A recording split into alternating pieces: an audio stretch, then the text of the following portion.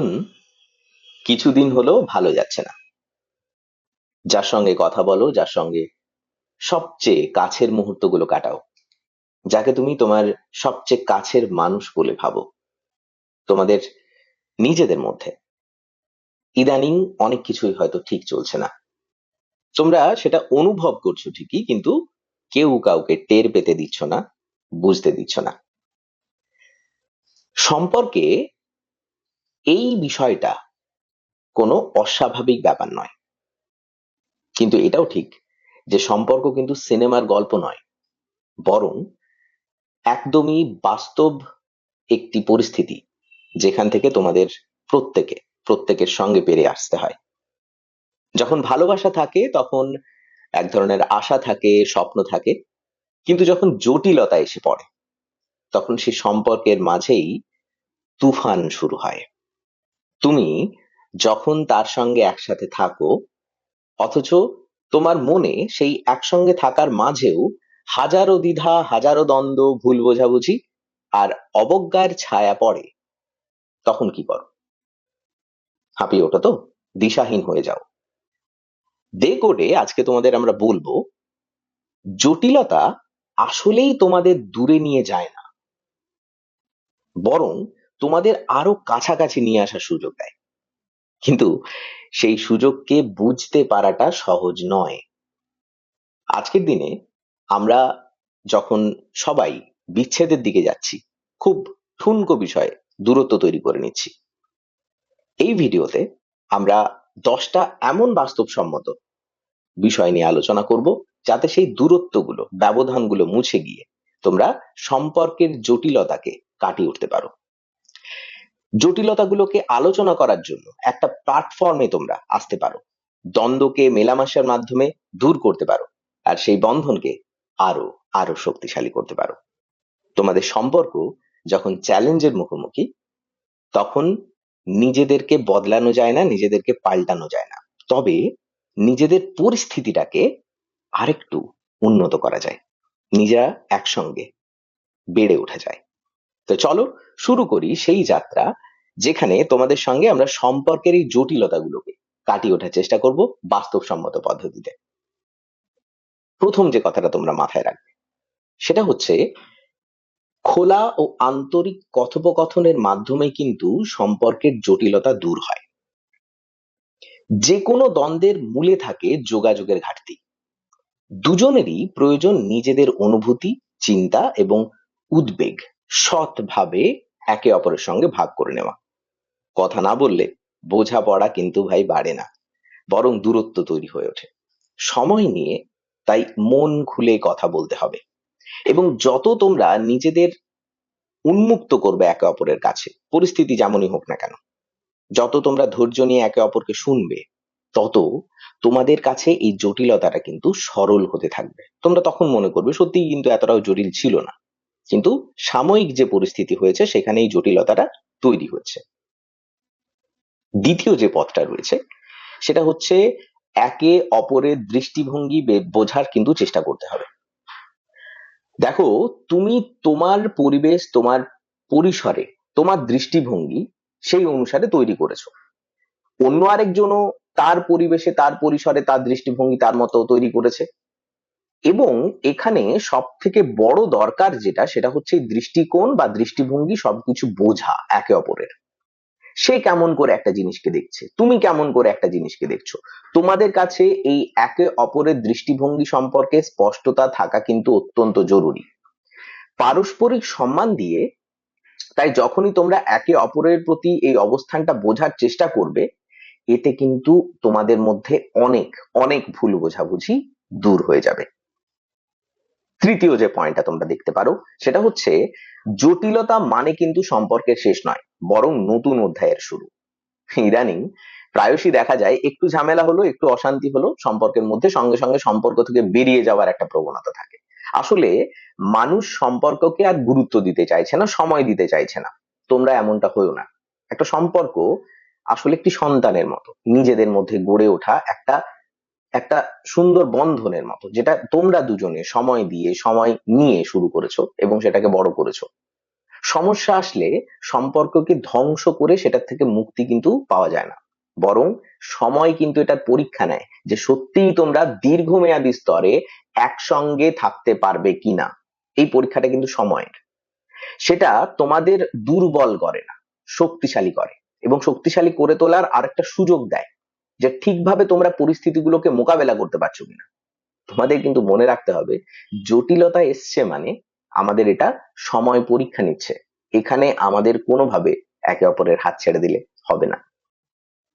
চতুর্থ যে পয়েন্টটা, অহংকারকে পাশে সরিয়ে রাখো।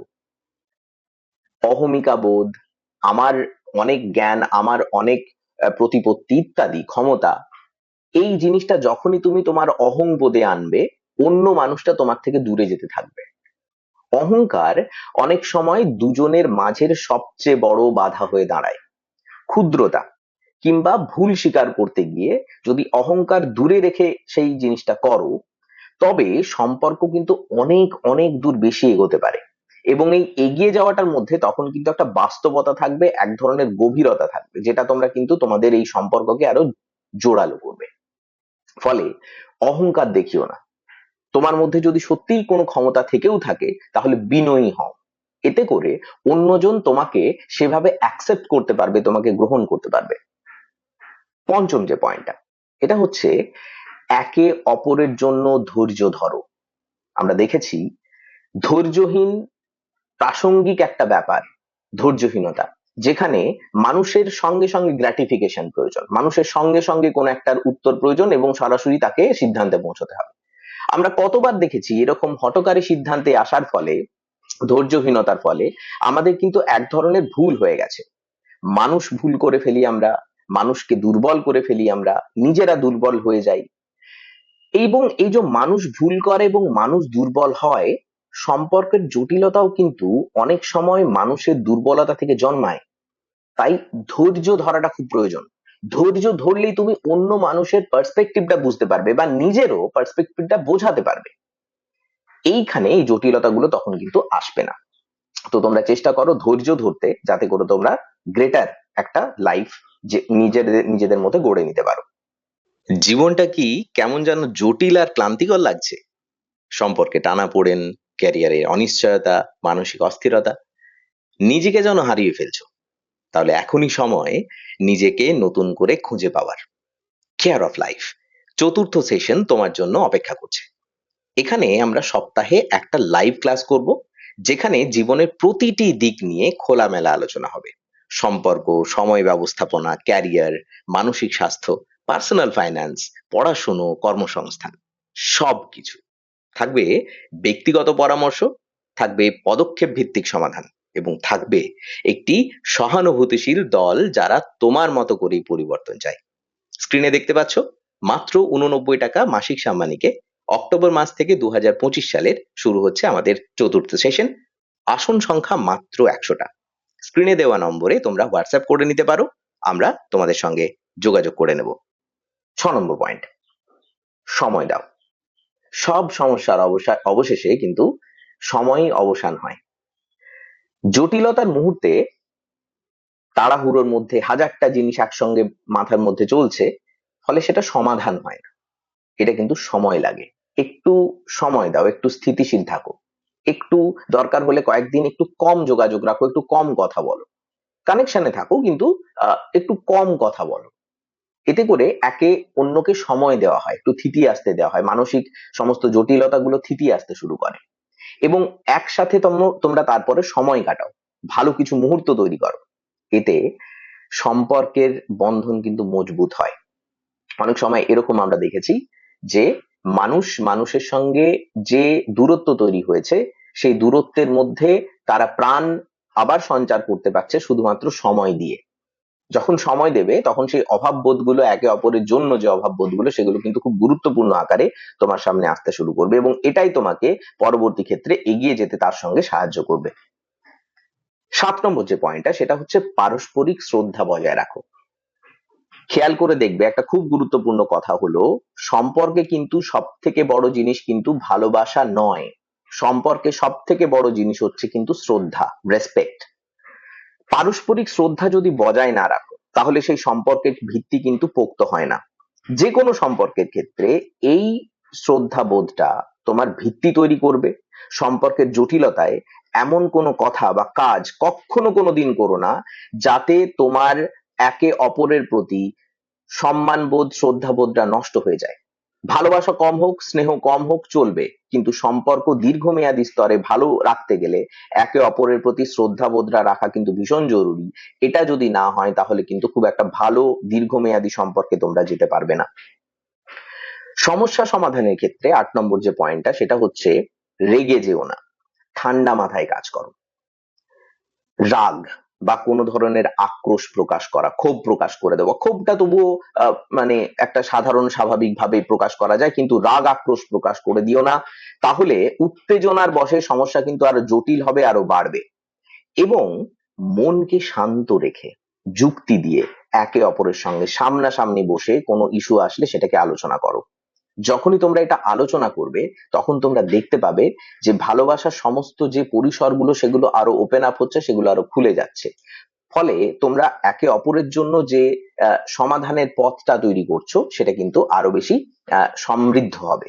তোমরা দেখবে এই ঠান্ডা মাথায় একে অপরের সঙ্গে বসে আলোচনা করার ফলে তোমাদের মধ্যে জটিলতাগুলো কিন্তু অনেক কমে আসছে। 9 নম্বর যে পয়েন্টটা তোমরা ফলো করতে পারো সেটা হচ্ছে নিজেদের ব্যক্তিগত সময় এবং স্পেস দাও। খুব মন দিয়ে শোনো, এটা খুব গুরুত্বপূর্ণ একটা পয়েন্ট।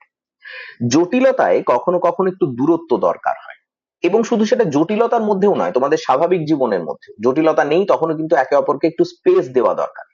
এই দূরত্বটা যত তোমরা দেবে, নিজেদের মধ্যে নিজেদের মতো সময় কাটিয়ে আনাটা খুব জরুরি। এতে করে ব্যক্তিত্বটা সেই অনুসারে একটা আকাশ পায়, একটা একটা সুন্দর স্পেস পায় যেখান থেকে সে ফ্লারিশ করতে পারে নিজের জন্য।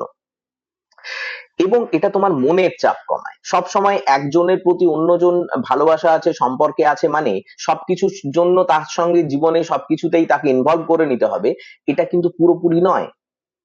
ইনফর্ম করো, তার সঙ্গে কন্ট্যাক্টে থাকো, তাকে ভালোবাসো, শ্রদ্ধা করো, সব ঠিক আছে, কিন্তু নিজের জন্য স্পেস রাখো, তাকেও ততটাই স্পেস দাও, সে যেন তার মতো বাঁচতে পারে।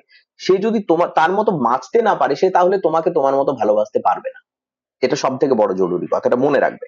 এবং এই স্পেস দেওয়াটার ফলে একে অপরকে ব্যক্তিগত জায়গা দিয়ে, সময় দিয়ে যখনই তোমরা সম্পর্কটাকে আরো এগোবে, জটিলতাগুলো হ্রাস পেতে থাকবে, তোমাদের সুস্থতা আরো কিন্তু বজায় থাকতে শুরু করবে।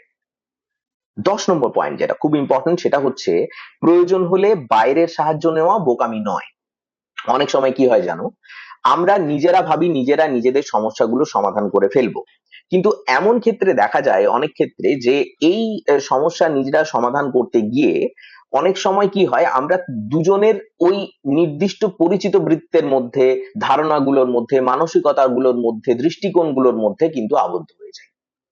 তৃতীয় কোনো ব্যক্তি যারা তোমাকে কোনোভাবে জাজ করবে না, শুধু তোমার সমস্যাটাকে শুনবে এবং সেই অনুসারে তাদের একটা সমাধান দেওয়ার চেষ্টা করবে, তাদের কথা তুমি যখন শুনবে, তোমরা যখন নিজেদের সম্পর্কে ইমপ্লিমেন্ট করবে, তখন তোমরা দেখবে যে তারা কিন্তু একটা ভিন্ন দৃষ্টিকোণ দিচ্ছে, দৃষ্টিভঙ্গি দিচ্ছে, বিশ্লেষণ দিচ্ছে, যেটা তোমাদের ক্ষেত্রে হয়তো উপকারে লাগতে পারে। যখন সমস্যার সমাধান তোমাদের পক্ষে কঠিন বলে মনে হবে, তখন কোনো প্রয়োজনীয় বন্ধু বান্ধব, নিকট বন্ধু বান্ধব যারা তোমাকে বিচার করবে না, অথবা নিদেন পক্ষে কোনো কাউন্সিলর বা বিশ্বস্ত কারোর সঙ্গে কথা বলো। কথা বললে ভেতরটা অনেকটা হালকা হয়। সাহায্য নেওয়ার, তোমার যদি সম্পর্কটাকে বাঁচিয়ে দিতে পারে তাহলে কেন সাহায্য তোমরা নেবে না? অবশ্যই সাহায্য নেবে, কারণ তোমাদের কাছে সম্পর্কটা অত্যন্ত গুরুত্বপূর্ণ। তোমরা অনেকটা সময় ধরে, অনেকটা কাল ধরে ধীরে ধীরে নিজেদের মধ্যে সম্পর্কটাকে তৈরি করেছো, এটা তোমাদের কাছে সত্যি গুরুত্বপূর্ণ। সবশেষে কয়েকটা কথা একটু বলতে চাইছি। যে সম্পর্কের মাঝে ভালোবাসা থাকে সে সম্পর্ক কখনো চিরতরে কিন্তু ভেঙে যায় না। জটিলতা আসলে তোমাদের বন্ধন, তোমাদের মধ্যে যে একে অপরের সঙ্গে সহমর্মিতা যেটা রয়েছে সেটাকে আরো বেশি সুযোগ দেয় একটু টেস্ট করার। তাই জটিলতা আসলে তোমাদের বন্ধনের পরীক্ষক, আর সেই পরীক্ষার যারা ধৈর্য, সম্মান আর বিশ্বাস নিয়ে দাঁড়ায় তারাই শেষে কিন্তু জয়ী হয়। তোমাদের মাঝে যদি সত্যিকারের ভালোবাসা থাকে তাহলে এই জটিলতাগুলো হবে তোমাদের গল্পের নতুন মোড়, যেখানে তুমি ও সে একসাথে আরো শক্তিশালী হয়ে উঠবে। সম্পর্ক মানে শুধু কিন্তু সুখ নয়, সম্পর্ক মানে সংগ্রামও। সম্পর্ক মানে একে অপরকে বোঝা, সম্পর্ক মানে একসাথে বড় হওয়া। তাই এখনই মাথা উঁচু করে বলো, আমরা একসঙ্গে পারবো, অন্তত বিশ্বাস রাখো নিজেদের মধ্যে। আমরা একসাথে এই পরিস্থিতিটা, যে জটিলতা তৈরি হয়েছে, সেটা থেকে পেরিয়ে যেতে পারবো। দে কোড তোমার পাশে আছে, তোমাদের পাশে আছে। তোমাদের বিশ্বাসের পথে আলোকবর্তিকা হয়ে থাকবো, এবং সম্পর্কের প্রতিটি ঝড়ের পরই এটা মনে রাখবে, একটা সূর্যোদয় থাকে। তাই ভরসা রাখো, ভালোবাসো, আর একসাথে এগিয়ে যাও। কারণ সত্যিকারের ভালোবাসার কাছে জটিলতা কেবল একটা ছোট্ট পরীক্ষা, আর তুমি সেই পরীক্ষায় সাফল্যের সঙ্গে উত্তীর্ণ হবে। ভালো থাকো, লেগে থাকো, জেদে থাকো।